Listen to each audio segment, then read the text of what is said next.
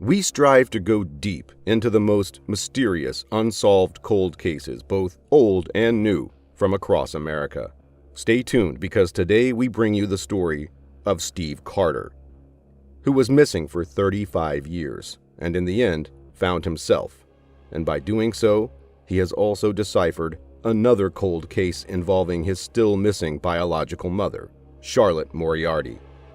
Steve Carter's story began when he was merely a 4-year-old child living in an orphanage in Hawaii, where he was placed years earlier at the age of 6 months. He did not know anything except that he lacked what the other normal kids had: parents.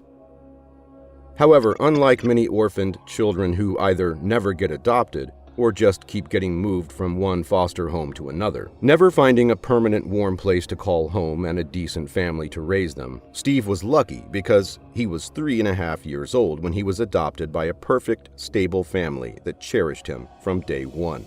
He still clearly remembers the day when a social worker introduced him to Stephen and Pat Carter from Oahu.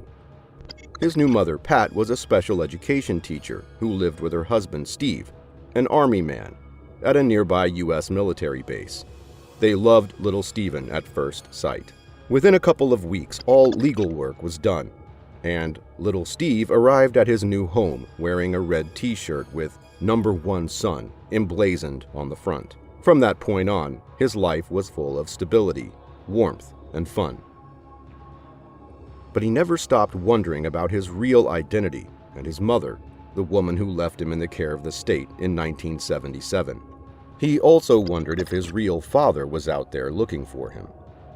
It was not until 2010 that he finally realized that there was something strange in his birth certificate. It was issued a whole year after his birth. This made him become more determined to find his biological parents, because something was not right with the narrative he was told. He was no longer a child. He was now a grown-up with an excellent job at a successful biotechnology firm in Philadelphia. And it was simply time to end the questions that had left a void in his mind and soul, once and for all. Soon, his investigation began. Before you know it, he stumbled upon the NCMEC website, missingkids.org, which is the largest and most influential American child protection organization. Armed with a new birth date rather than the one placed on his birth certificate, he began scouring the website.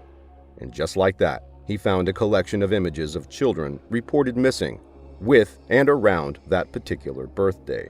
And there it was on the Missing Kids website, an artist's illustration of how a missing baby named Charlotte Moriarty should look like as an older child. Below it was a picture of a baby who resembled him so much, he had no doubt that it was him.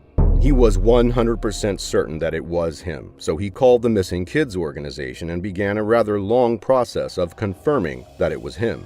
The DNA test alone took about 8 months, so it was not until October 2011 that the final confirmation arrived. Finally, after 35 years, the orphan, Steve Carter, found his true identity.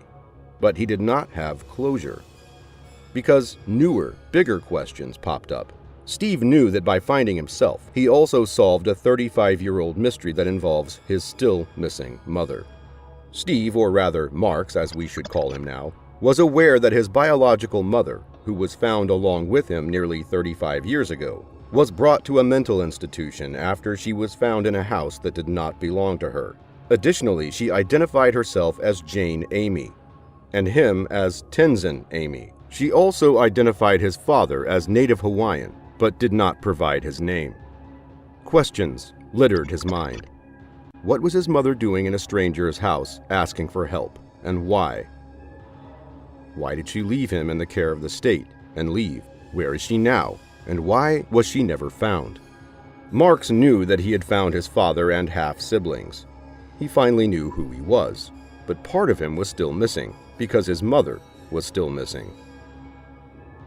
To find answers, Marks had to dig deeper. He discovered that in 1977, his 31-year-old biological mother, Charlotte Marcella Moriarty, was living with his biological father, Mark Barnes, a journalist and Vietnam veteran, in Hauula, Hawaii County. She and Mark had been together for 2 years, and he was the result of this relationship. On June 21, 1977, his father had just finished building a deck in front of the house and was planting birds of paradise on the corners. There was nothing strange about that afternoon, nor was Charlotte complaining about anything. She simply placed Mark's into his stroller and told Mark that she was heading to do some shopping at a nearby store, about 3 blocks away. It was the last time Mark would ever see her. Charlotte Moriarty was a free-spirited artist who had a history of taking off and disappearing for days without even telling anyone where she was going, or anything else. A few hours later, Mark began to feel worried that she had taken far too long to get back from the shop located merely 3 blocks away. So he decided to head to the store and look for her, but to his bad luck, she wasn't there, nor did the store clerk see her. But he did find the stroller there, and it was empty. Aware of her habits and previous episodes of strange behavior and sudden disappearance for days without notice, he had decided she had once again vanished and would be back soon. He did feel uneasy at the fact that she took off with the baby this time, but he was also aware that she was extremely protective of little Mark's, and simply did not want to be alone on her new adventure. However, Mark was still quite worried, so the next day he called the local police station and informed them of the situation. But since he also did mention to them that she did such a thing before, they simply asked him to call back if she did not show up soon. Nevertheless, Mark's worries grew, and after a few days had passed, he decided that he had enough and went out looking for her, but without any luck. Once again, he called the police station, and this time they vowed to look into the matter. However, when a whole 2.5 weeks passed without any news from the police or Charlotte, he went to the police station on July 10, 1977, and was surprised that no one at the station knew anything about his calls. It was only then that he was able to file a missing persons report, and then the police took the case seriously. The police denied that they had ever received any calls from Mark, and clarified if he did make such calls, there would be a record. It is not clear whether the police did prove their side of the story or not, and it is not clear whether Mark requested his calls record from the phone company. Mark was desperate now to find his Charlotte and his son Mark's, and did not want the police to be agitated by his allegations, so he soon dropped the matter to focus on the search. He literally drove all over the island looking for her, distributing flyers with photos of her and little Mark's. Weeks passed, and now the police were taking her disappearance quite seriously because a child was involved. They could not find any leads, so they decided to go after Mark himself, citing the recent changes he made in the grounds around his house. However, they found nothing, and before you know it, the case went cold. For the next 1.5 years, Mark became very depressed, his days and nights spent driving all over the island looking for Charlotte and their beloved son. He left no stone unturned. Alone fighting a battle from hell, Mark soon had to give up the search and move on with his life. He often called the authorities to find out if they had new leads, but the case was cold, and the answer was always no. The horrific story left Mark's feeling great unease. Why did his father wait so long to go to the police station? And more importantly, why did the authorities not connect the dots? Because, as it later turned out, Charlotte was not missing in the first few days. She was at a mental institute waiting for someone to claim her and little Mark's. What happened is that Charlotte was suffering from an undiagnosed mental illness.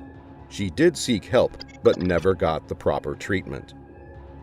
On that day when she went shopping, she somehow ended up in a woman's home on the other side of Oahu, asking for help. The woman called the police, and when they arrived, it was obvious that she was in great distress and suffering from a mental disorder. So she was taken to a mental care facility, while Mark's was taken into protective custody. It was then that she gave the names Jane Amy and Tenzin Amy for her and her son Mark's. And what was even sadder, she also gave them a new birth date for the boy. Charlotte was not crazy and was still acting mostly normal, but she never mentioned her real name. This was the reason why she was able to leave the facility of her own will mere days later, despite being advised against such a move by the staff. Unfortunately, she left marks behind and never returned to claim him, nor had she returned to the home of Mark Barnes. She simply vanished from existence, and to this day, no one knows what happened to her. There is another twist to this story. Marks also discovered that his mother, Charlotte, was once married to Donald Bell Monheimer in 1967, and they had one child together, Jennifer. He also found that if it was not for his older sister Jennifer, he probably would never have found the illustration of himself on the website missingkids.org. His half-sister Jennifer, unlike his father, never gave up on finding her mother and little brother. In 2001, she convinced Hawaiian officials to reactivate the investigation, which led to the composite image Mark discovered online a whole decade later. The saddest part of this story is that no one to this day knows what happened to Charlotte after she left the mental care facility. Thank you for watching. Make sure to subscribe, like, comment, and ring the bell to get notified every time we upload a new video.